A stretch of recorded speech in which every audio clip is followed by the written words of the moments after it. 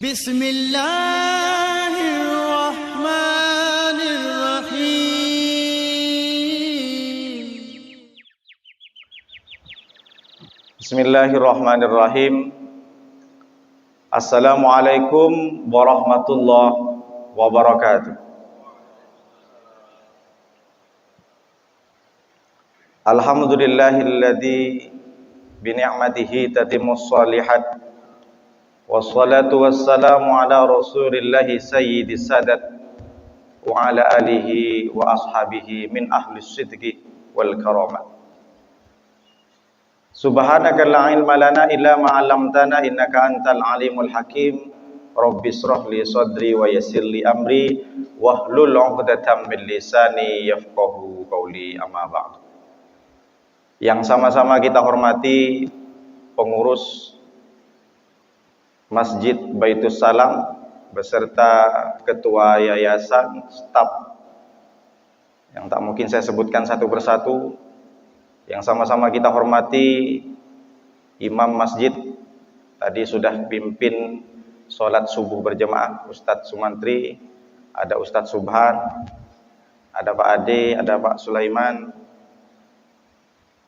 Bapak Ibu yang hadir pada kajian subuh kali ini, insya Allah semuanya dimuliakan oleh Allah Subhanahu wa Ta'ala. Bersyukur kita kepada Allah dengan ucapan alhamdulillah bahwa pada hari ini kita bersama-sama bertemu dengan orang-orang baik di tempat yang baik, Masjid Baitus Salam, di hari yang baik. Insya Allah saya pribadi meyakini hari ini lebih baik daripada kemarin. Dan memang itu semestinya harus kita lebih baik daripada kemarin. Yang menyatakan seperti ini bukan saya, tapi Nabi. Apa kata Nabi? Man kana yaumuhu khairan min amsihi fahuwa robihun. Barang siapa yang pada hari ini lebih baik daripada hari kemarin, maka sungguh dia menjadi orang yang beruntung, kata Nabi. Man kana yaumuhu mithla amsihi fahuwa maghbunun. Tapi barang siapa yang hari ini sama saja, tidak ada perubahan, ibadahnya pun monoton seperti kemarin, tidak ada meningkatan, maka orang itu termasuk orang yang merugi. Tapi yang lebih parah kata Nabi, man kana yaumuhu syarran min amsihi fahuwa mal'unun. Nauzubillah. Tapi barang siapa pada hari ini keadaan, posisinya, ibadahnya, amalnya lebih buruk daripada hari kemarin, maka kata Nabi fahuwa mal'unun, maka sesungguhnya orang itu dilaknat oleh Allah. Nauzubillah min dzalik. Maka tentu Bapak Ibu yang hadir di sini, terutama bapak-bapak, adalah termasuk orang yang beruntung. Karena saya yakin kemarin mesti lebih buruk daripada hari ini. Hari ini lebih baik karena bapak-bapak dengan imannya yang mungkin hari ini sudah disentuh oleh Allah dengan beragam aktivitas di luar yang mungkin tak bisa ditinggalkan, tapi memaksakan diri untuk duduk di Masjid Baitus Salam mengikuti kajian. Ini suatu keberuntungan yang tak bisa kita tukar dengan dunia dengan seisinya. Apalagi sholat subuh. Sholat subuh pagi-pagi didoakan oleh Rasulullah. Maka tadi saya ketemu dengan Bapak tadi, beruntung kalau ada orang, sesaudara sesama muslim, pagi-pagi masih ketemu dalam keadaan sehat, dalam keadaan segar bugar, apalagi setelah sujud bersama-sama sholat subuh. Maka didoakan oleh Nabi. Yang mengatakan Nabi juga, apa doa Nabi? Allahumma barik li ummati fi bukuriha. Ya Allah, berikan keberkahan kepada umatku di waktu paginya. Ini luar biasa. Hadis ini harus disampaikan oleh bapak-bapak kepada semua orang. Apa maknanya? Setiap pagi kalau ada orang bangun, bahkan dia sempat tahajud, ambil wudhu, sholat sunat wudhu, kemudian beristighfar kepada Allah, bermunajat kepada Allah, merendahkan diri kepada Allah sebelum subuh, lalu kemudian dia berangkat ke Masjid Baitus Salam untuk sholat berjemaah, Nabi mengangkat tangannya berdoa, ya Allah, berikan keberkahan kepada orang-orang yang hadir di Masjid Baitus Salam. Kalau Nabi yang sudah berdoa diterima atau tidak? Diterima. Kita doa belum tentu, tapi kalau Nabi Muhammad, orang yang dipilih oleh Allah, orang yang paling bersih, hatinya, yang paling tinggi imannya, yang paling dicocokin oleh Allah, sudah berdoa kepada Allah, insya Allah doanya diterima. Maka kalau kita ingin selalu didoakan oleh Nabi Muhammad, bangun pagi-pagi. Tidak hanya keberkahan yang kita dapatkan, insya Allah semua urusan dilancarkan, rezeki juga dimurahkan. Kok bisa begitu Pak Ustadz? Dulu saya di kampung sudah disampaikan oleh nenek moyang kami, bapak, ibu, kakek, buyut, bagaimana agaknya ayam, siapa ayam yang seperti apa yang paling banyak dapat jagung dan beras. Yaitu ada ayam yang paling awal pagi dia menyamperin atau datangin makanan yang ditabur. Kalau di kampung kan setiap pagi ditabur jagung. Siapa yang paling banyak rezekinya, dialah yang paling awal bangun pagi dan datang makan jagung. Begitu juga agaknya kita. Kalau kita paling awal, insya Allah rezeki kita lancar, dimurahkan oleh Allah. Meskipun tidak gaji 50 juta, tapi begitu indahnya, begitu bahagianya dia dengan istrinya. Tidak pernah kekurangan. Tak mesti harus hutang sana sini. Insya Allah kreditan lunas semua. Amin ya rabbal alamin. Tapi cari dulu, kerja dulu. Nanti jangan-jangan, saya Pak Ustadz bangun setiap pagi kok tak lunas-lunas kreditin saya. Bapak kredit apa saja. Jangan ngandalkan hanya bangun pagi, harus ikhtiar. Ahlus sunnah wal jamaah al-kasbu wal ikhtiar. Sebagaimana agaknya Siti Hajar ketika dulu tidak mengandalkan meskipun suaminya Ibrahim Nabi, tapi beliau masih bersemangat untuk mencari air. Dari Sofa ke Marwah, dari Sofa ke Marwah 7 kali. Dia tidak mengandalkan suamiku Nabi, suamiku sudah diberikan wahyu, jadi saya cukup berdoa. Tidak. Siti Hajar terus berlari-lari kecil. Bagaimana dia bisa mendapatkan air? Padahal air bukan ada di Marwah, padahal air bukan ada di Bukit Sofa, tapi air muncul di kaki Ismail. Tapi dia tetap tidak menghilangkan ikhtiar. Jadi kita belajar, dan sekarang kita sudah nikmati. Begitu besar manfaat air Zam-Zam. Tidak hanya orang Mekah Timur Tengah, seluruh Indonesia sudah minum air Zam-Zam. Itu karena perjuangan seorang ibu, seorang perempuan. Maka jangan pernah sepelekan seorang istri di rumah. Jangan pernah sakitin, apalagi nambah istri. Sakit hati. Jadi kita itu mesti harus kasbu ikhtiar. Bapak ibu, bapak-bapak yang dimuliakan oleh Allah Subhanahu wa taala, bersolawat kita kepada Rasulullah dengan ucapan Allahumma sholli ala sayyidina Muhammad wa ala ali sayyidina Muhammad. Bapak-bapak, hari ini saya akan menyampaikan tentang temanya. Nanti kalau Pak Ade dibikin di YouTube, 5 amal orang beriman. Kenapa mesti orang beriman? Orang beriman selalu dipanggil oleh Allah Subhanahu wa taala. Contoh, ya ayyuhalladzina amanu ittaqullaha haqqa tuqatih wa la tamutunna illa wa antum muslimun. Ya ayyuhalladzina amanu ittaqullaha wa la tanzur nafsum ma qaddamat ligat wattaqullaha innallaha khabirum bima ta'malun. Ya ayyuhalladzina amanu ijtanibu katsiran minadh-dhanni inna ba'dadh-dhanni ismun wa la tajassasu wa la yaghtab ba'dukum ba'dha. Ya ayyuhalladzina amanu qu anfusakum wa ahlikum nara. Ya ayyuhalladzina amanu qulu qawlan sadida yuslih a'malakum, dan masih banyak lagi. Ya ayyuhalladzina amanu tubu ilallahi taubatan nasuha. Begitu banyak dan sering Allah panggil orang beriman. Kenapa?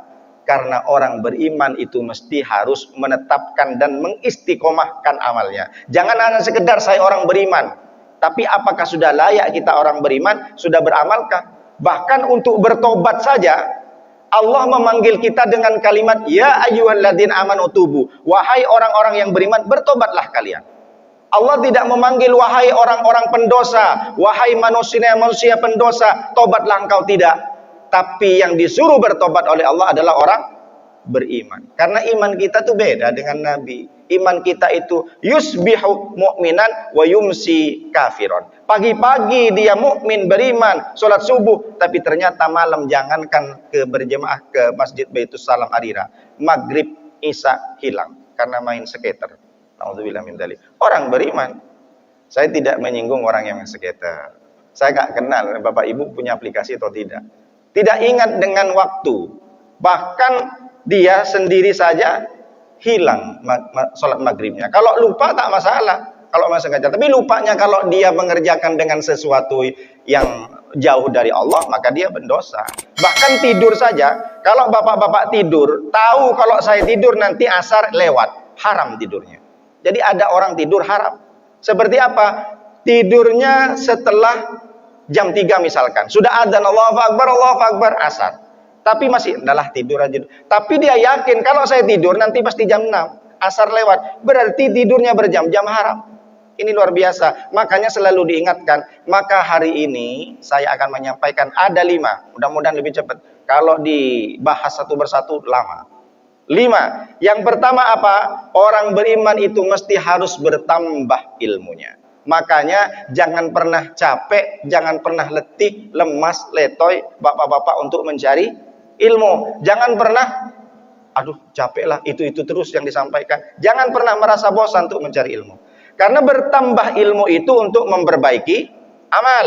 Bertambah ilmu itu untuk memperbaiki akhlak. Karena puncak daripada ilmu itu adalah akhlak. Akhlak kepada Allah, malu kepada Allah, akhlak kepada seluruh alam. Misalkan begini, ini harus dibedakan akhlak dengan etika. Satu ketika ada orang naik pesawat. Anggaplah kalau saya sebut nanti endorse pula. Ada orang berangkat naik pesawat.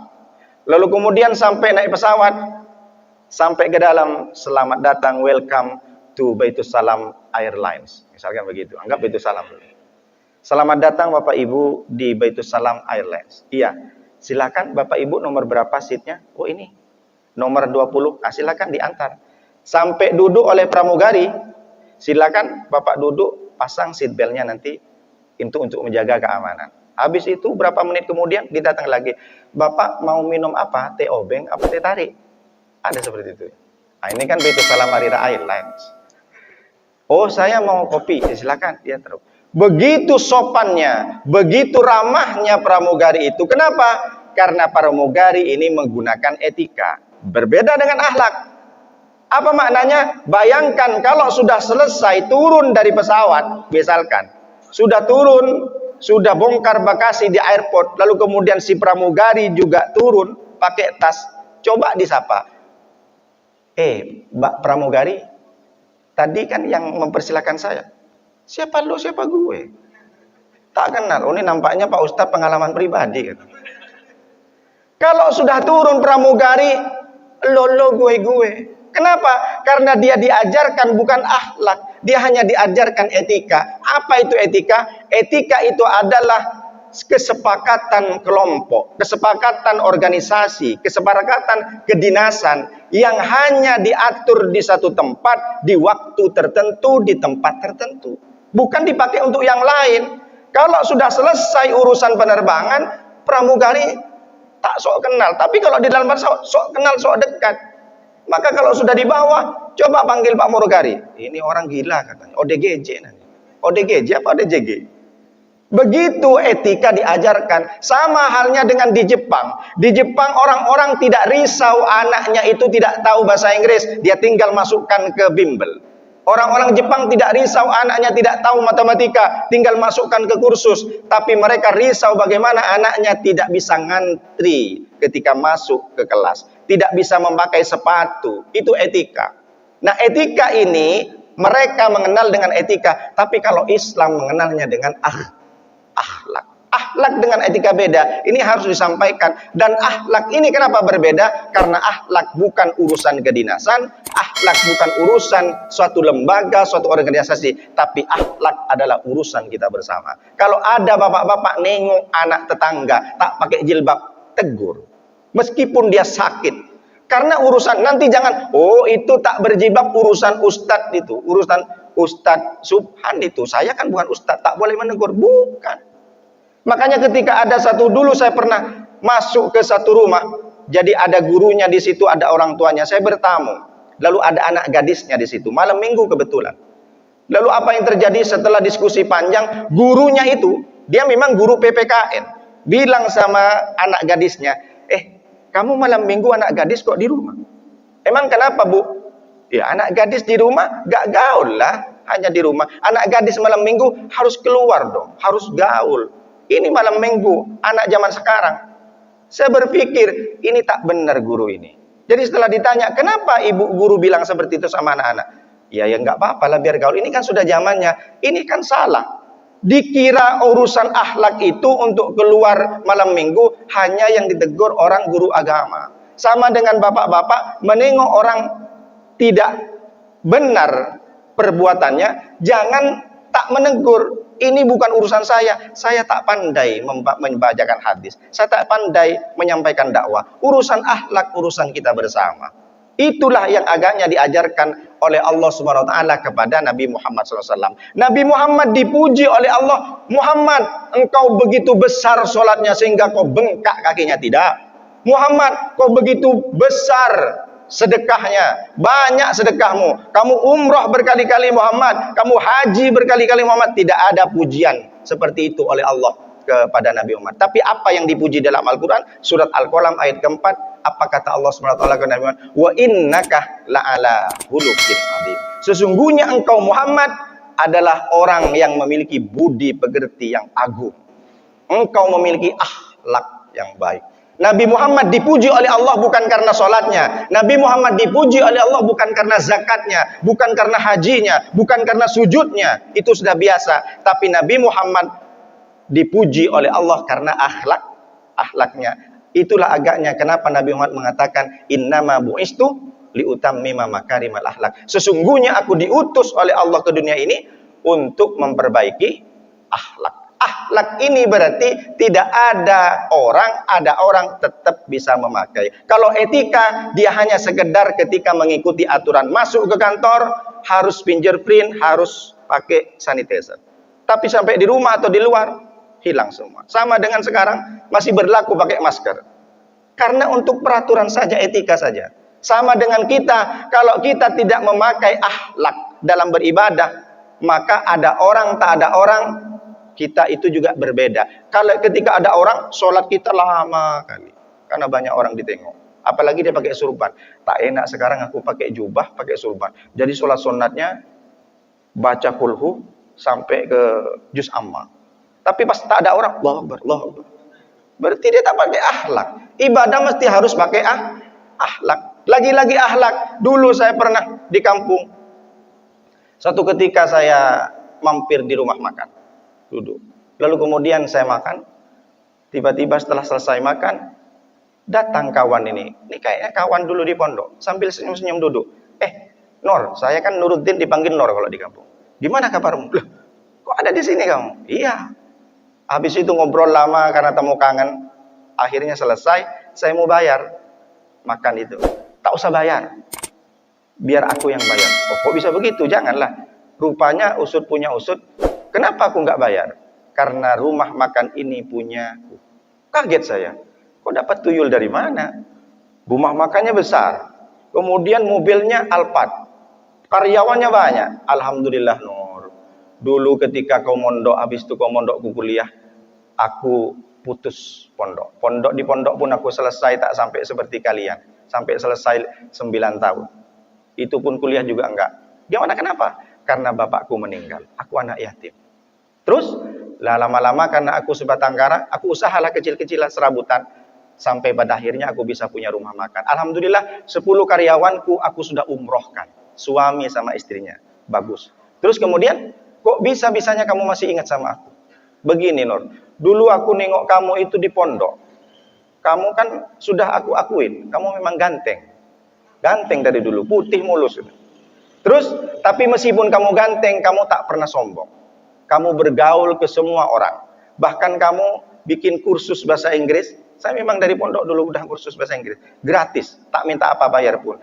Biasanya orang yang lain tuh kursus ini, ustadz ngajar ini, setidaknya dia minta suruh masakan nasi. Tapi kamu tetap. Saya masak nasi dulu pakai kayu, bapak-bapak. Itu pun harus cari dulu kayunya. Karena memang dulu saya sudah serba kekurangan. Itu pun saya masak nasi itu jam 12 malam. Karena selesai ngaji nahwu sorob. Selesai ngajar bahasa Inggris, saya ngaji nahwu grammar bahasa Arab itu. Jadi yang aku ingat itu dulu kamu tak sombong. Makanya tadi ketika aku nengok kamu tadi, seandainya aku ingat dulu di pondok, kamu tuh orangnya sombong, aku tak keluar tadi. Tapi yang aku ingat, dari dirimu itu kamu orangnya rendah hati. Sehingga aku mau keluar dan mau bersapa dan bertegur sapa denganmu. Apa maknanya? Kalau orang pepatah bilang, pisang emas bawa berlayar, masak sebiji di dalam peti. hutang emas bisa dibayar, hutang budi dibawa mati. Apa maknanya? Orang yang diingat itu satu dari kita, kebaikannya. Jadi jangan disangka kalau bapak-bapak punya teman, ingatlah, selama kita berbuat baik dengan ikhlas, maka akan diingat. Makanya ada pepatah lain juga mengatakan, jika engkau sentuh hatinya, maka kau akan dapat memilikinya. Kalau orang itu sudah dapat hatinya, maka semua yang akan kita inginkan dapat. Artinya apa? Lagi-lagi akhlak. Orang yang diingat ke kita itu akhlak. Kalau kita memang banyak ibadah, kita kaya, tapi ternyata satu kali kita berbuat sebuah keburukan di depan orang, marah terutama kayak kemarin, orang sudah tidak respect lagi. Baru-baru ini ada DPR yang marah-marah sampai naik meja. Naudzubillah min dzalik. Dengan apapun alasannya, jangan sampai kita akhlak dimundurkan. Karena akhlak adalah yang diajarkan oleh Allah Subhanahu wa taala. Kalau kita mau belajar apapun, misalkan bahasa. Dulu di kampung itu saya di Madura banyak orang pengen mau masuk ke Cambridge University. Mereka mau tidak mau harus memiliki TOEFL, sertifikat TOEFL, Test of English as Foreign Language. Dia mesti harus memiliki skor 550. Maka dia kursus di Pare Kediri, kampung Inggris. Mungkin banyak yang tahu, Pak Ade tahu. Di Pare Kediri, kursus bahasa Inggris itu selama 6 bulan. Lalu kemudian setelah 6 bulan pulang ke Madura, saya tanya, how are you my friend? Apik tenan. Lah, kok jawabannya Jawa? Kalau yang sekarang bukan apik tenan, tenan kui. Kata Gus Samsudin. Orang belajar bahasa Inggris 6 bulan di Jawa, setelah ditanya how are you my friend, minimal kan jawabnya I'm good, I'm so fine, I'm well. Tapi ini tidak, apik tenan. Apa maknanya? Begitu mudahnya orang belajar bahasa. Dia belajar bahasa Inggris, bahasa Jawanya pun dapat bonus. Artinya apa? Semua ilmu bisa kita ajarkan, tapi tidak dengan akhlak. Apa salah satu contohnya? Dulu ada ustadz yang teriak-teriak, begini, makan harus dengan tangan kanan. Selesai ceramah, belum pulang orang semuanya, akhirnya saya tengok, rupanya panitia minum dengan tangan kiri. Begitu beratnya orang minum dengan tangan kanan sambil duduk. Padahal baru diselesaikan, diceramahi, dinasihati. Betapa nasihat pengajian itu batal sebelum orang keluar dari masjid. Dan kita lihat, orang minum dengan kanan susah payah. Tapi kalau orang untuk belajar bahasa, belajar ilmu Al-Quran tajwid mudah. Tapi membiasakan diri berakhlakul karimah dengan cara meminum dengan tangan kanan dan duduk. Banyak orang kita lihat. Bahkan orang-orang yang tokoh masyarakat pun dia berdiri sambil minum tangan kiri. Ini bukan tentang masalah haram dan tak haram, bukan masalah boleh dan tak boleh. Tak ada mengatakan minum dengan tangan kiri dia dosa masuk neraka, tidak. Tapi bagaimana dia membiasakan akhlak? Karena Nabi sudah mengatakan idza akala ahadukum falyakul biyaminihi. Jika kalian makan, maka hendaklah makan dengan tangan kanan. Wa idza syariba falyasrab biyaminihi. Ketika engkau minum, maka minumlah dengan kanan. Kenapa? Fa innas syaitana ya'kulu bishimalihi wa yasrabu bisimali. Sesungguhnya setan makan dan minum dengan tangan kiri. Bapak-bapak sekarang dipraktikkan. Bisakah saya bertambah ilmu, akhlak juga bertambah? Bisakah kita biasakan makan dan minum, minimal minum? Minum ini sering orang biasa orang dengan tangan kiri. Mereka tidak masalah. Saya tidak bilang ini haram. Begitulah akhlak. Apa maknanya? Ketika ada orang ngupil misalkan. Ngupil haram atau tidak? Tak haram, suka-suka. Hidung-hidung sendiri. Ngupil begini. Tapi ketika ngupil ini di satu rapat, misalkan ada di forum yang besar, lalu dia ngupil, dia merasakan tidak masalah karena tak ada yang tahu. Ternyata ada kamera syuting. Disorot, lalu setelah disorot dia ngupil di kantor DPR misalkan, di sebuah kantor yang formal, ada rapat pleno, dia ketahuan ngupil. Kalau sekarang bukan ngupil, tidur kan, tidur. Belum lagi tidur, ada yang nengok video. La ilaha illallah. Mereka menyangka biasa saja karena orang tak ingat, tapi sekali disorot oleh kamera, disiarkan di seluruh siaran TV, orang viral banyak tahu, malu dia. Berarti dia malunya hanya kepada manusia.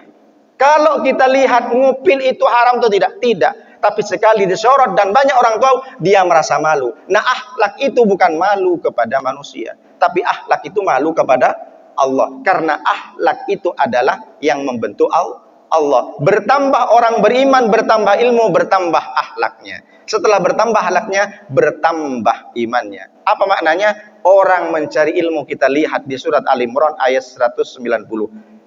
Inna fi khalqis samawati wal ardi wa ikhtilafil laili wan nahari la ayatil liulil albab. Sesungguhnya penciptaan langit dan bumi dan perbedaan pergantian siang dan malam la ayatil liulil albab. Itu adalah tanda-tanda kebesaran Allah liulil albab. Kepada siapa? Kepada orang yang punya akal, kepada orang yang memiliki kecerdasan, kepada orang yang merasa dirinya tokoh masyarakat, cendekiawan. Artinya apa? Ketika kita nengok langit, maka muncullah ilmu astronomi. Ketika kita nengok bumi, maka muncullah ilmu geologi. Kalau kita nengok pergantian malam dan siang, maka muncullah ilmu meteorologi, klimatologi, geofisika. Pak Ustadz, artinya apa? Saya pun tak tahu. Saya baca aja di buku. Jadi kalau ilmu bumi itu namanya geologi.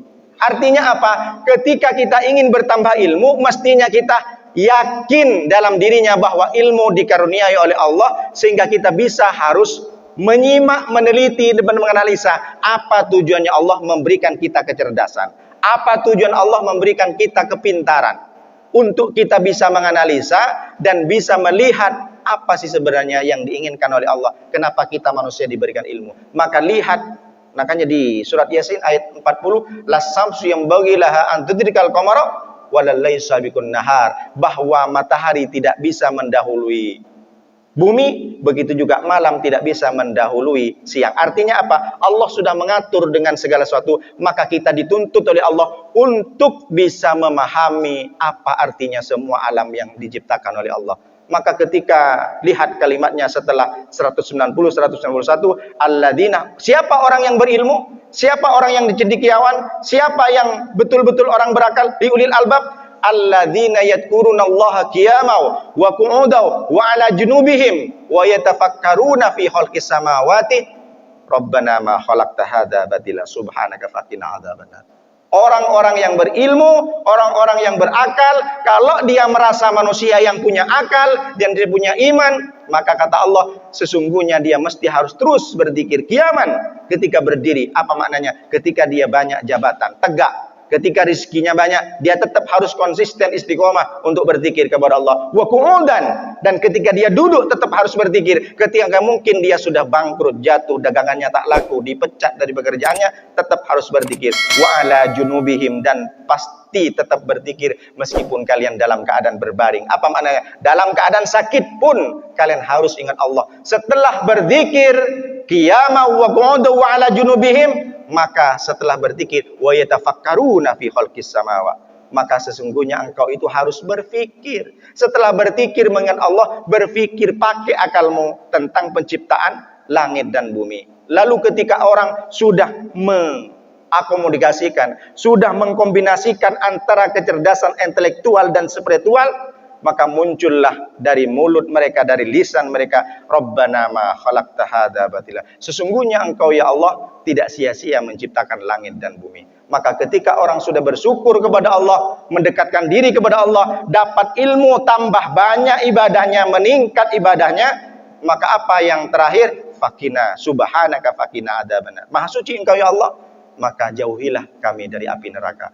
Puncak daripada ilmu adalah akhlak. Puncak daripada ilmu adalah iman kepada Allah Subhanahu wa taala. Kalau ada orang yang berilmu tapi dia tidak meningkatkan ibadahnya, berarti ada yang salah dalam mencari ilmunya. Innama yasyallah min ibadihil ulama. Sesungguhnya orang yang takut kepada Allah adalah min ibadi al ulama, orang-orang yang berilmu. Orang yang berilmu berarti orang yang lebih takut dan takwa kepada Allah. Pertama, dan yang kedua.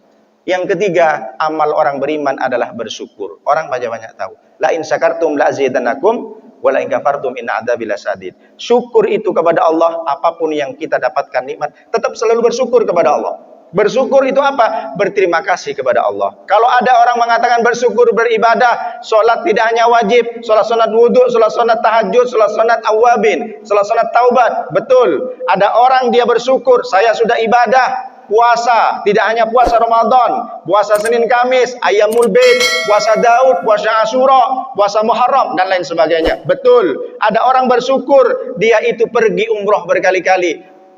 Sedekahnya luar biasa, zakatnya bahkan dia bikin masjid, betul. Tapi ada bersyukur, kata Nabi, ini berbeda. Malla yaskurun nas lam yaskurillah. Barang siapa yang tidak bersyukur kepada manusia, maka dia belum patut dinamakan orang yang sempurna syukurnya. Apa maknanya? Ada orang tak pandai berterima kasih kepada manusia yang lain, maka dia belum bersyukur. Meskipun dia sudah sholat, meskipun dia puasa, meskipun dia umroh, tapi dia masih bermusuhan dengan tetangga, naudzubillah, maka dia belum termasuk orang bersyukur. Masih tidak tegur sapa, masih tidak dendam, masih dendam. Kenapa? Karena dia pernah mencaci maki, mendolimi, mencemarkan nama baik. Kalau dia masih belum bisa berdamai dengan tetangganya, dengan teman sekantor, dia belum termasuk orang yang pandai berterima kasih, belum termasuk orang yang bersyukur. Jangan dikira orang bersyukur hanya sekedar sholat saja, tapi ternyata dia masih timbul permusuhan. Dia masih dendam, masih tidak tegur sapa, bahkan dia masih sering menggunjing kawannya. Maka dia tidak termasuk orang yang bersyukur. Orang beriman harus bersyukur. Lalu kalau ditatanya kepada siapa kita berterima kasih, pertama kita berterima kasih kepada orang tua. Kenapa kita berterima kasih kepada orang tua? Bersyukur masih punya orang tua. Yang mungkin hari ini orang tuanya hidup, maka bersyukurlah, berbaktilah. Wa qadara rabbuka alla ta'budu illa iyyah wa bil walidaini ihsana. Berbuat baik kepada orang tua, ihsan, lebih daripada mestinya. Kalau ada orang mengatakan, Pak Ustadz, saya sudah berbuat baik kepada orang tua. Apa contohnya? Saya sudah bikinkan rumah. Itu belum bisa membayar budi dan jasa orang tua. Kalau ada orang mengatakan, saya sudah belikan emas berkilo-kilogram, sudah belikan baju, sudah ajak jalan, belum termasuk berbuat kebaikan kepada orang tua. Kalau ada orang mengatakan, bahkan kalau ada orang menggendong ibunya dari Batam, misalkan jalan kaki, haji ke Mekah, itu masih belum bisa membayar satu jeritan rintihan orang tua ketika melahirkan, sampai bahkan meregang nyawa. Belum. Jadi bagaimana Pak Ustadz orang berbuat baik kepada orang tua? Berbuat baik kepada orang tua tanpa batas. Sampai orang tua itu meninggal pun kita juga harus berbuat baik. Caranya bersedekahkan.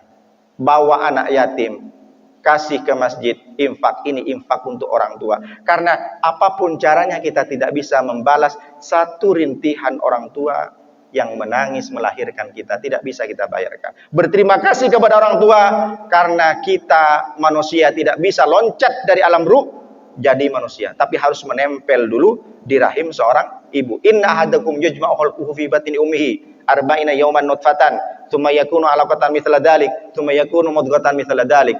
Dari awal kita berupa air mani sperma, 40 hari nempel di sel telurnya, di rahim. Setelah 40 hari menjadi alaqah, darah 40 hari. Lalu kemudian menjadi mudghah, daging 40 hari. Tidak ada manusia yang langsung tiba-tiba muncul di dunia. Dia harus melalui proses kepada orang tua. Yang kedua, kita berterima kasih, bersyukur kepada Nabi Muhammad.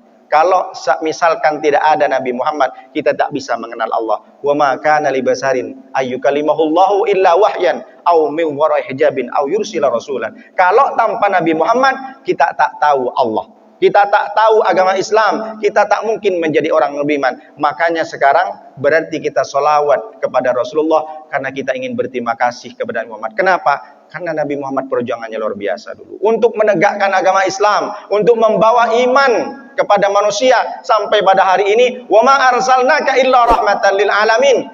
Masuk beliau ke Taif. Apa yang disambut? Bukan disambut dengan tala'al badru alaina, tapi disambut dengan lemparan batu, lemparan kerikil, lemparan tulang belulang, dilempar dengan kayu, berdarah. Pelipis Nabi menetes sampai ke pipi. Apa yang terjadi? Nabi Muhammad bersembunyi di balik bukit. Dia tidak membalas. Apa yang dikatakan Nabi? Dia berdoa kepada Allah, ilaika asku dha'fa quwwati wa qillata hilati wa hawani bainan nas. Ya Allah, hari ini aku tidak ada tempat bersandar. Hari ini aku tidak ada tempat mengadu, ya Allah. Hari ini aku hanya mengadu, aku hanya memilikimu, ya Allah. Dha'fa quwwati, atas kelemahanku, wa qillata hilati, dan atas ketidakberdayaanku pada hari ini, ya Allah. Wa hawani bainan nas, ya Allah. Hari ini aku malu di depan mereka, ya Allah. Dilempar batu berdarah Rasulullah untuk membawa dan iman Islam. Apa yang terjadi? doa dan aduan Rasulullah diterima oleh Allah, Allah utus malak. Allah utus satu malaikat penjaga bukit, malakul jibal, malaikat penjaga dari segala bukit, malaikat penjaga dari segala gunung. Apa yang dikatakan malaikat itu kepada Nabi Muhammad? Ya Muhammad, kau tunjukkan mana bukit yang paling tinggi Muhammad, kau tunjukkan mana gunung yang paling besar Muhammad, aku timpakan kepada mereka orang-orang Taif. Apa yang terjadi? Nabi Muhammad tidak membalas. Kalau itu terjadi kepada Nuruddin, kau tunjuk mana rumah, ku timpakan kepada orang-orang itu. Wah, timpakan. Tapi jangan sampai mati malaikat, pincang aja dulu malaikat 3 bulan. Gitu kalau terjadi sama Nuruddin. Tapi ini terjadi kepada Nabi Muhammad SAW. Nabi Muhammad diutus ke dunia bukan dengan dendam. Nabi Muhammad diutus ke dunia bukan dengan kekerasan. Nabi Muhammad datang ke dunia ini dengan kelembutan dan kasih sayang. Itu tidak dibalas. Bayangin, orang yang paling mulia di dunia dan akhirat, Nabi Muhammad SAW, dilempar sampai berdarah-darah, sampai mau mati. Ditawarin oleh malaikat, Muhammad, aku balas enggak orang itu? Kutipakan gunung mana? Kau tinggal ngomong Muhammad. Tidak terjadi. Justru Nabi Muhammad berdoa kepada Allah, Allahumma ukhruj min aslabihim ma yu'minu billah. Ya Allah, keluarkan dari keturunan mereka, anak, cucu, cicit mereka, dari tulang sulbi mereka, orang-orang yang beriman kepadamu ya Allah. Dan doa Nabi terbukti. Hari ini Taif, kampung Taif di Mekah, semuanya rata menjadi orang-orang yang Islam, beriman kepada Allah. Luar biasa. Kita berterima kasih kepada Nabi Muhammad karena kita tidak bisa membalas budi Nabi Muhammad. Dengan cara apa? Bersolawatlah. Kita bersolawat tidak hanya ingin dihapus kesalahan, tapi kita bersolawat kepada Rasulullah karena ingin dapat syafaat dan menjadi sebuah balasan budi kepada Nabi Muhammad. Yang ketiga, kita berterima kasih kepada siapa? Berterima kasih kepada pasangan kita. Wa min ayatihi an khalaqalakum min anfusikum azwaja litaskunu ilaiha wa ja'ala bainakum mawaddatan wa rahmah. Tentu tanda dari kebesaran Allah adalah menjadikan pasanganmu. Jadi kita selalu berterima kasih kepada istri kita. Ibu-ibu juga berterima kasih kepada suami kita. Jangan sampai disakitin. Dengan pasangan kita, semua pekerjaan kita dibereskan. Kita dilayani, dibikinkan kopi, dimasakin. Kenapa? Karena pasangan kita adalah tanda-tanda kebesaran Allah. Selama ini kalau kita nengok matahari, tanda kebesaran Allah, betul. Kalau nengok langit, begitu menjulang tinggi, adalah tanda kebesaran Allah, betul.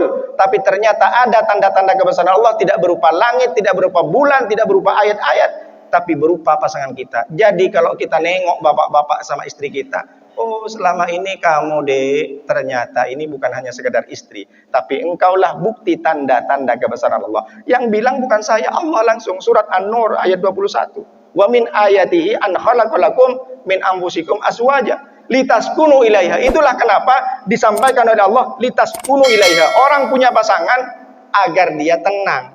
Kalau pengen tenang, anak lajang, anak gadis, cepatlah dinikahin agar litaskunu ilaiha. Itulah muncullah kalimat sakinah. Diambil dari kata litaskunu. Allah menjadikan pasangan agar kalian semua bisa tenang. Jadi kalau yang tak tenang, yang masih gadis, yang masih lajang, cepat nikah.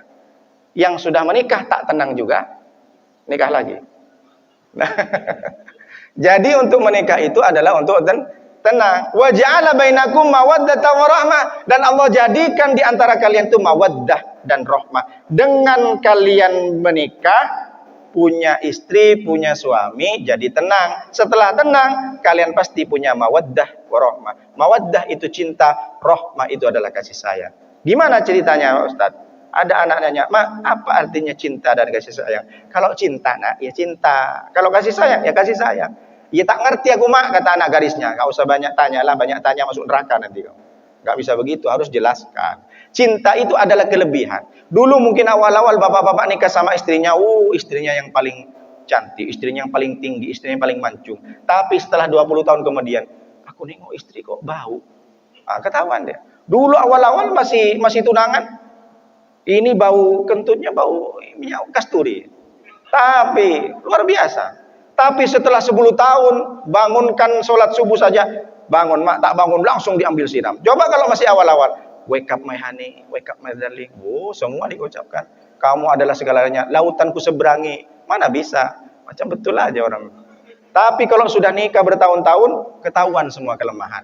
Dulu suamiku tuh kayaknya harum. Ini kok jorok. Dulu kayaknya suamiku tuh rapi. Ini kok naruh baju sembarangan, naruh pakaian dalam pun tak kemana-mana. Merepet istrinya itu. Itu kalau sudah 20 tahun. Tapi kalau awal-awal, kenapa dia masih bertahan kalau cinta sudah tidak ada? Bapak-bapak yang masih bertahan sampai 50 tahun hari ini, 70 tahun bersama istrinya, masih cinta? Tidak ada, bullshit. Cinta itu sudah ada. Karena cinta lebih ke fisik, tapi yang ada adalah rahmah kasih sayang. Kalau ada kakek dan nenek masih bergandengan tangan jalan di mall, jalan di alun-alun, itu bukan cinta lagi, tapi rahmah. Rahmah itu menutupi kelemahan, menutupi kesalahan. Aku bertahan dengan mode karena engkau yang masih tetap paling cantik, tidak ada. Kalau sudah nenek-nenek mana bisa cantik, udah keriput semua. Bahkan banyak kakek-kakek nikah sama anak gadis itu di Jawa itu kan.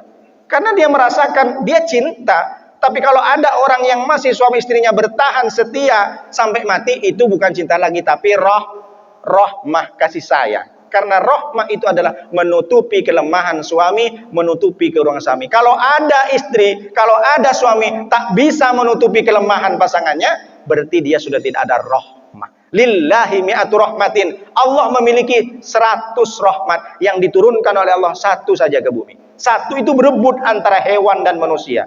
Bagaimana rahmat? Tidak ada cerita gajah menginjak anaknya. Kenapa? Karena ada rahmah dalam hati gajah. Tidak ada ular kobra makan telurnya sendiri. Kenapa? Karena dia ada rahmah. Tidak ada buaya yang memakan anak bayinya. Dia pasti makan mencari ayam potong. Tidak ada. Tapi kalau ada manusia yang contoh sudah dicabut rahmatnya oleh Allah, banyak perempuan-perempuan, ibu-ibu aborsi, dibuang bayinya. Betul? Kalau sudah rahmat dicabut oleh Allah, berapa banyak ayah kandung sendiri memperkosa anak kandungnya sendiri. Nauzubillah min dzalik. Berapa banyak ayah yang marah sama anaknya, dipukul anaknya sampai mati. Rahmat sudah dicabut. Itulah kalau rahmat. Maka kita selalu berdoa kepada Allah dengan berselawat kepada Rasulullah agar rahmat dalam hati kita itu selalu ada. Itulah kita bertahankan kita di sini adalah rahmat. Itu juga yang Allah sampaikan. Rasulullah sampaikan apa? La yadkhulul jannata ahadukumul jannata bi'amalihi. Orang-orang itu tidak masuk ke surga bukan karena solatnya, bukan karena zakatnya, bukan karena puasanya. Orang masuk surga kata Rasulullah illa ayyatagammadinallahu bifadlin wa rahmatin. Orang masuk surga itu bukan karena solat, tapi karena rahmat Allah turunkan. Kalau ada orang masuk surga karena sholat, berapa banyak orang yang sudah sholat tapi akhirnya su'ul khotimah. Berapa banyak orang yang sudah puasa, rajin bersedekah, tapi ternyata dia terjerumus ke dalam dosa. Karena kita masuk ke surga karena rahmat. Makanya ada ilustrasi dalam sebuah kitab itu ulama mengatakan, ada orang masuk surga ditanya sama Allah, kamu masuk surga kenapa? Oh, karena saya selama 80 tahun sholat. 80 tahun saya puasa, 80 tahun saya infak, sedekah. Oh gitu, iya. Jadi sekarang kalau kamu sudah 80 tahun di surga, kamu keluar dari surga kata Allah. Loh kok begitu ya Allah? Loh, kamu kan katanya masuk surga karena amalmu 80 tahun. Berarti aku sudah bayarkan 80 tahun, selesai. Berarti kamu selesai 80 tahun di surga, selesai juga di surga. Berarti kita masuk surga bukan karena amal, tapi karena rahmat dari Allah. Itulah yang kita selalu idam-idamkan, yang selalu kita harapkan. Yang ketiga adalah orang amal beriman bersabar. Cepat saja. Bersabar, apa sabar artinya? Sabar itu artinya adalah menahan. Makanya kita katakan sumu saumas sabri. Berpuasalah kamu di bulan yang sabar. Menahan. Kalau ada bapak-bapak di sini tidak tahan, pengen cepat-cepat keluar, berarti dia tak sabar. Daripada dikeluarkan dari sini, Pak Ustadz, gimana? Ada orang pengen cepat-cepat ke toilet, berarti dia tidak sabar, tidak bisa menahan. Sabar ada 3. Yang pertama level terendah. Yang nomor 3.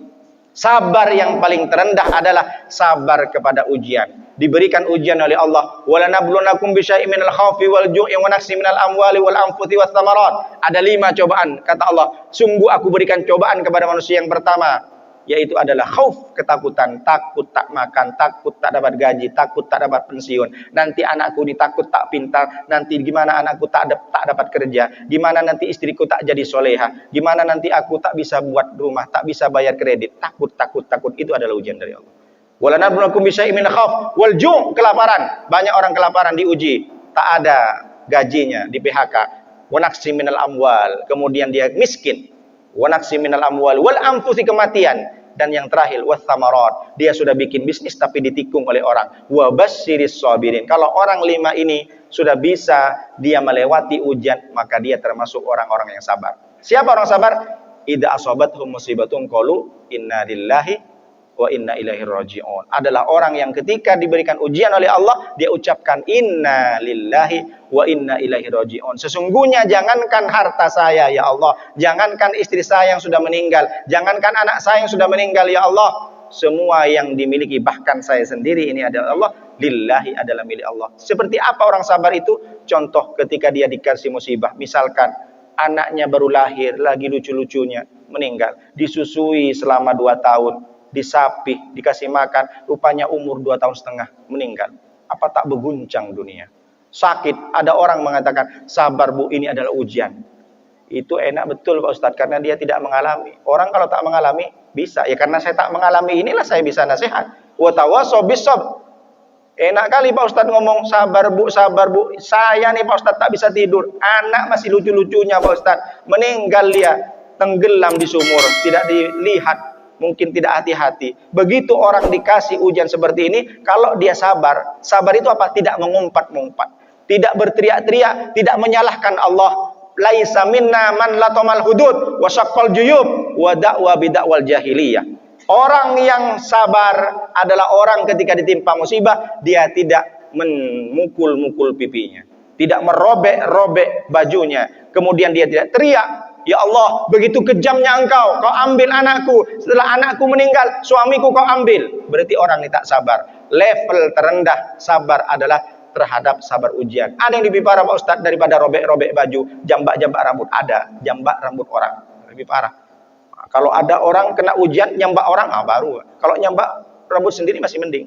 Jadi sabar terendah adalah level terendah itu adalah sabar kepada ujian. Kalau bapak-bapak mengalami seperti ini, berarti bapak masih dalam sabar tahap terendah. Lalu sabar yang kedua adalah ketika dia ada kesempatan melakukan dosa, dia tahan untuk tidak melakukan dosa, maka dia sabar yang paling kedua. Seperti apa contohnya? Ada orang ngajak, bro ikut saya kemana? Ke diskotik, ke Pasifik. Aku bayar semuanya, kamu nginep di sana 3 hari 3 malam, aku bayarkan traktir semua. Tapi dia tahan meskipun ada kesempatan. Maka dia sabar yang nomor 2. Sabar menahan untuk tidak melakukan dosa adalah sabar yang kedua. Seperti contoh apa agaknya? Contoh misalkan ada anak muda, ganteng, glowing, sispek, anak kos-kosan, masih muda, jalan di mall. Setelah jalan di mall, ganteng luar biasa, macam artis, selegram. Kemudian ada tante-tante. Tengok tante, dilempar pakai kertas. Sama si pemuda itu, ditengok nomor HP, japri dong, call me please. Akhirnya si pemuda dibawa nomor HP ini yang dikasih tante-tante pulang ke rumah kos-kosannya. Sampai ke rumah kos-kosannya dihidupin kompor, gas, dibakar. Ditengok sama kawannya, apa yang kau bakar? Nomor-nomor tante, nomor HP tante. Kenapa kau bakar? Bodoh kau. Kata orang ini, dia bilang bodoh. Siapa tante? Kaya, punya pengawal, mobil Alphard. Seandainya aku mau sama dia, katanya aku dikasih rumah. Bodoh kali kamu, rezeki kok ditolak. Kata kawannya. Orang yang pemuda yang bakar nomor tante ini adalah orang yang sabar. Karena dia ada kesempatan untuk berbuat dosa, tapi tidak melakukan. Tapi bagi orang yang tak paham dengan agama, tak paham dengan sabar, dianggap pemuda ini bodoh. Ketika kita sudah melakukan sesuatu, ditraktir oleh orang, ada orang ngajak melakukan dosa, tapi kita tahan, kita termasuk orang sabar. Jadi sabar itu bukan karena ujian saja. Sabar kepada ujian level terendah. Sabar yang kedua adalah menahan untuk tidak melakukan dosa, meskipun ada yang menanggung gratis untuk melakukan dosa. Sabar yang kedua. Contoh kalau ibu-ibu, mohon maaf, ada kesempatan jadi pelakor, tak jadi pelakor. Datang pejabat daerah, ya Minang kamu. Bapak kan punya istri, jadi tak mau saya. Berarti kalau ada ibu-ibu menahan, dia tak jadi pelakor, berarti sabar nomor 2. Nanti pulang ke rumah, bapak-bapak ukur, saya sabar sudah keberapa ini? Apa cuma sabar level terendah atau sabar yang kedua? Lalu yang paling tinggi adalah sabar apa? Sabar untuk melakukan ibadah. Bangun malam-malam pipis, tidak ingat untuk tahajud. Tahan ngantuk, tahan malas. Bangun malam-malam. Kalau ada bapak merasakan jam 12, jam 1, jam 2, jam 3, tiba-tiba pengen kencing. Bukan tidak sengaja, Allah sudah membangunkan kita. Minimal baca subhanallah wa bihamdihi, subhanallah walhamdulillah wa la ilaha illallah akbar. Lalu kemudian ambil wudu, sujud kepada Allah, beristighfar kepada Allah. Itulah sabar yang paling tinggi. Ada kesempatan beribadah, bangun tengah malam, kita tahan rasa ngantuk, kita paksakan untuk melakukan ibadah. Itulah sabar yang paling tinggi. Mungkin Bapak pernah mengalami malam-malam pengen kencing, tapi tak sempat untuk ambil wudu. Bapak belum termasuk orang yang sabar. Sabar yang ketiga adalah sabar bagaimana melakukan ibadah dalam keadaan sempit, sesulit apapun. Sama dengan orang sakit. Orang sakit kebanyakan diantar buah jeruk yang dimakan, yang makan jeruk sama buahnya yang tak sakit. Orang sakit sudah diinfus semuanya, dibawain jeruk, roti, bisa dimakan. Seharusnya orang sakit itu didatengin bagaimana sudah diajarkan sholat, sudah tayamum, minimal berkedip saja. Ini dibawakan makanan, ada nasi padang, siapa yang makan? Yang tak sakit lah. Harusnya datang tuh baca sholawat. Ya bukan berarti tak boleh bawa jeruk, silahkan bawa jeruk. Cuma secara rasio. Bapak-bapak kalau nyengok orang sakit, bawa makanan, siapa yang makan? Yang jaga. Kenyang mereka, banyak makanan katanya. Nah seharusnya orang yang datang tuh ajarkan gimana sudah sholat, bisa wudu, tak bisa wudu, tayamum. Begitu harusnya. Orang sakit masih wajib untuk sholat. Meskipun tak bisa nyentuh air, pakai tayamum. Tak bisa tayamum, cukup aja gerakkan mata, gerakkan hati untuk sholat. Wajib tetap sholat, tak boleh tinggalkan. Biar berkah sakitnya. Jadi menahan untuk tidak melakukan ibadah, itu adalah yaitu sabar yang paling tinggi. Wa minal laili, surat Al-Isra ayat 79 dan ayat 80. Wa minal laili fatahajjad bihi nafilatan laka asa ayyab'atsaka rabbuka maqaman mahmuda. Orang tahajud dapat keutamaan pertama, maqaman mahmuda. Apa maknanya? Mendapat tempat terpuji nanti di surga. Meskipun masuk surga, dia ada di level yang tinggi. Meskipun dia dulu bukan tokoh masyarakat, dia dikenal oleh Nabi, dikenal oleh Allah, dikenal oleh para sahabat. Ada Ustadz Subhan, ada Ustadz Sumantri. Terkenal sama dengan orang-orang Nabi, nama dengan Rasul. Lalu yang kedua, wa qur rabbi adkhilni mudkhala sidqin. Orang tahajud setiap paginya Allah berikan kemudahan, diberikan kabar-kabar yang baik. Wa qur rabbi adkhilni mudkhala sidqin wa akhrijni mukhraja sidqin.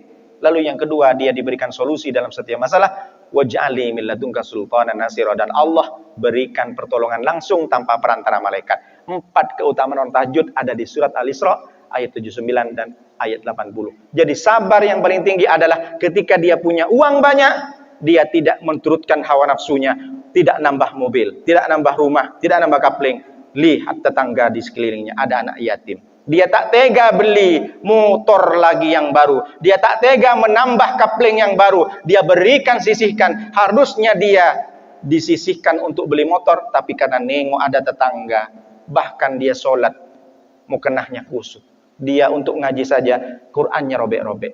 Tak tega dia untuk menambah mobil, diberikanlah sedekah air, diberikanlah uang itu untuk membelikan baju. Itulah sabar yang paling tinggi. Karena kita tidak mau termasuk orang-orang yang pendusta agama. Ara'aital ladzi yukadzibu biddin, fadzalikal ladzi yad'ul yatim wa la yahuddu 'ala ta'amil miskin. Orang-orang pendusta agama siapa itu? Yad'ul yatim. Dia tega membiarkan anak yatim kelaparan. Tega membiarkan anak yatim beribadah dengan baju yang compang-camping. Wala yahuddu ala ta'amil miskin. Dia tidak termotivasi hatinya untuk memberikan sebagian dari hartanya kepada orang-orang miskin. Kalau ada orang hanya memperkaya diri, sementara tetangganya dia jangankan untuk beli baju, makan sehari-hari pun tak ada, tega dia, berarti dia masih termasuk pendusta agama, dan dia termasuk belum termasuk orang yang sabar tingkat yang paling tinggi. Yang terakhir, amal daripada orang beriman adalah ridho dengan ketetapan Allah. Apapun yang diberikan kepada kita, kita tetap ridho. Laqad khalaqnal insana fi kabad, kata Allah, sungguhnya aku sudah menciptakan manusia dalam keadaan susah, payah, taab, musyaqqat. Jadi kalau kita ada orang misalkan dari kecil, dialah sudah dibuang oleh ayah dan ibunya, ditaruh di kardus waktu bayi, ditemukan oleh panti asuhan. Panti asuhan pun jahat, bukan malah diajarkan di panti asuhan, malah dibuli, bahkan mohon maaf dicabuli anak perempuan ini. Dari bayi sudah musyaqqat, sudah taab, lalu kemudian dia setelah selesai dari panti, keluar dari panti yang penuh dengan orang-orang jahat, bertemu dengan suami yang pemabuk. Dari kecil sudah dibuang, dipelihara di panti, sudah disiksa orang-orang panti asuhan, ketemu dengan suaminya pun laknat, sudah tak pernah sholat, mabuk-mabukan, menyiksa dia, sampai pada akhirnya dia mati. Akhirnya apa? Orang ini, perempuan ini dari kecil dia tidak menemukan seorang ayah, tidak tahu bagaimana kasih sayang seorang ibu. Kemudian dia diasuh oleh panti asuhan, tidak pernah merasakan bagaimana sayangnya seorang ayah. Lalu kemudian dapat suami pun jahat, dia tak pernah menerima bagaimana suami yang baik. Akhirnya dia mati. Tapi meskipun mati, dia tetap sholat. Dia bertahan. Dia tidak pernah mencaci maki. Dia tidak pernah menyalahkan Allah. Dia tetap sholat. Meskipun banyak ujian bertubi-tubi, dia masih mempertahankan iman dan takwanya. Karena dia yang dicari adalah ridho Allah. Dia tetap menerima ketetapan Allah. Dia tidak pernah menyalahkan siapapun. Raditu billahi rabba wa bil islami dina wa bi Muhammadin nabiyya wa rasulah. Makanya kita saling berdoa, Allahumma inni as'aluka ridhaka wal jannah. Orang yang sudah mendapatkan ridho dari Allah adalah orang yang berhasil hidupnya, beriman sempurna, karena dia apapun yang terjadi dalam kehidupannya, dia tetap teguh keimanannya kepada Allah, tetap beribadah, tidak menyalahkan siapa. Aku kalau mau sholat, kalau aku sudah gajinya naik, aku bagaimana aku sholat? Sementara gajiku tak cukup, makan tak cukup. Ini kan kesalahan Allah. Jadi padahal aku sudah sholat, aku sudah zakat, sekarang aku berhentilah. Masa aku hidupanku tak berubah? Berarti dia tidak pernah menerima ketetapan dari Allah. Orang yang sudah menerima ketetapan Allah, meskipun bertubi-tubi dalam kehidupannya, karena Allah akan berikan kenikmatan itu di dalam surga. Siapapun di antara kita yang merasa ada di titik terendah, di titik nol misalkan, sudah di PHK, tak ada yang dimakan, tapi tetap melaksanakan ibadah, bersujud kepada Allah, maka itulah termasuk orang yang ridho. Itulah kenapa Allah memberikan status kepada sahabat radhiyallahu anhum wa radu'an. Allah memberikan ridho kepada sahabat. Apa orang yang ridho? Orang yang sudah diridhoi oleh Allah bisa memilih surga seperti apa saja nanti. Tinggal pilih. Tak perlu. Ada orang masuk surga lewat pintu sholat, pintu zakat, pintu haji. Tapi kalau orang yang sudah ridho dan diridhoi oleh Allah, tinggal pilih kita mau masuk pintu mana. Artinya meskipun banyak ujian, kita tetap istiqomah beribadah, tetap sholat berjamaah subuh, jangan pernah berhenti, tetap ikut kajian, tetap sholat sunat, puasa sunat, masih sempat untuk hidup, tetap bersedekah meskipun dalam keadaan miskin. Meskipun miskin tetap masih bisa berbagi kepada orang. Itulah orang ridho. Jadi 5 ini adalah bekal bagi kita sebagai orang beriman, sehingga kita bisa masuk ke surga lewat pintu manapun. Demikian yang bisa sampaikan. Mohon maaf atas segala kurangan. Hanya ini yang bisa sampaikan. Mudah-mudahan bisa diamalkan. Kalau ada yang salah datang dari saya, yang benar datang dari Allah. Hadanallahu ilaikum ila thariqil mustaqim. Wassalamualaikum warahmatullahi wabarakatuh. Bismillahirrahmanirrahim. Alhamdulillah rabbil alamin wassalatu wassalamu ala asrofil anbiya wal mursalin wa ala alihi washabihi ajmain hamdan syakirin hamdan na'imin hamdan yuafi ni'matahu mazida ya rabbana lakal hamdu kama yanbaghi li jalalika wa 'azimi sultanik. Allahumma shalli wa sallim wa barik ala sayidina Muhammadin al-fatihi lima uliqa wal khatimi lima sabaqa nasiril haqqi bil haqqi wal hadi ila siratikal mustaqim wa ala alihi haqqa qadrihi wa miqdaril azim. Allahumma rabbana la tuzigh qulubana ba'da idh hadaitana wa hab lana min ladunka rahmah. Allahumma rabbana fil lana wal ikhwan alladziina sabaquna bil iman wa la taj'al fi qulubina ghillan lil ladzina amanu rabbana innaka ra'ufur rahim. Allahumma shlih lana dinana alladzi huwa ismatu amrina wa aslih lana dunyana allati fiha ma'asina wa aslih lana akhiratana allati fiha ma'dina waj'alil hayata ziyadatan lana min kulli khairin waj'alil mauta rahatan min kulli syarrin. Allahumma rabbana adkhilna mudkhala sidqin wa akhrijna mukhraja sidqin waj'al lana min ladunka sultanan nasira. Rabbana atina fid dunya hasanah wa fil akhirati hasanah wa qina adzabannar. Rabbana taqabbal minna innaka antas samiul alim wa tub alaina innaka antat tawwabur rahim. Subhanaka rabbika rabbil izzati amma yasifun wa salamun alal mursalin walhamdulillahi rabbil alamin.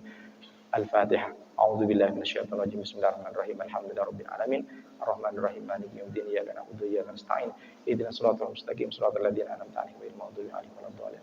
Demikian yang saya sampaikan. Assalamualaikum warahmatullahi wabarakatuh. Kenapa Pak ya?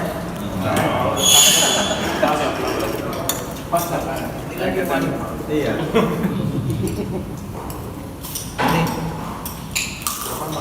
Iya Pak.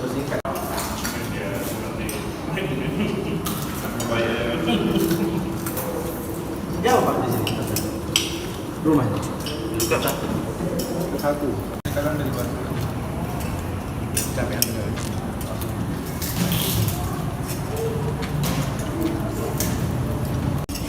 Jadi mereka pakai bahasa manusia, jangan pakai bahasa Inggris. Oh, itu sebenarnya langsung ada orang yang bisa aja bisa. Jadi bahasa Inggris nanti ada tamu banyak. Nanti kita ngobrol lewat video dari kita sampai Nabi Muhammad membeli kursi kita. Sadaqallahul azim.